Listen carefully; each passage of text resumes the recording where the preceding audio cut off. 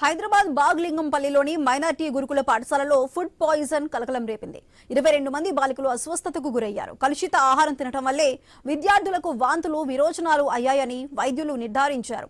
పిల్లలందరినీ వార్డుకు తరలించి చికిత్స అందిస్తున్నారు. వారి ఆరోగ్యంపై ఆందోళన చెందాల్సిన అవసరం లేదని వైద్యులు తెలిపారు. విషయం తెలుసుకున్న ఏసీపీ యాదగిరి హాస్టల్ను సందర్శించారు. విద్యార్థుల ఆరోగ్యంపై ఆరా తీశారు. కింగ్ కోఠి హాస్పిటల్లో 16, నీలోఫర్ హాస్పిటల్లో 6 మంది బాలికలు చికిత్స పొందుతున్నారు.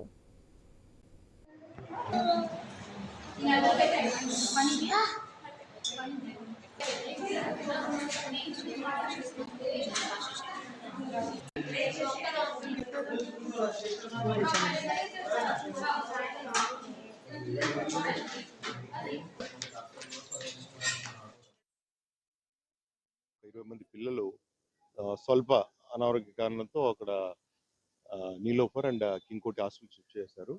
వాళ్ళందరితో మాట్లాడడం జరిగింది. అందరూ కూడా స్టేబుల్గా ఉన్నారు. ఏమి ఇష్యూస్ లేవు. ఎందుకంటే ఇక్కడ వాళ్ళు టీచింగ్, నాన్ టీచింగ్ స్టాఫ్ కూడా ఇక్కడే వీళ్ళతో పాటు తింటారు. కొంతమంది పిల్లలకి అది చిన్న ప్రాబ్లం అయింది. అందరూ కూడా ఇంకొక కొద్దిసేపట్లో డిశ్చార్జ్ అవుతారు. బ్రేక్ఫాస్ట్ మామూలుగా ఉప్మా చేశారంట. డిన్నర్లో నిన్న పెసరపప్పు, బీరకాయ, తర్వాత ఇంకా కర్డ్, క్యారెట్ కర్రీ చేశారంట. సో దాంతోపాటు అందరు పిల్లలు తిన్నారు. టోటల్ ఇక్కడ 350 మంది పిల్లలు ఉంటారు. వీళ్ళే కంప్లైంట్ చేస్తారు ఇవాళ మార్నింగ్. అది కూడా పెద్దగా అంటే సివియర్ ఇష్యూస్ ఏమి లేవు, నార్మల్గా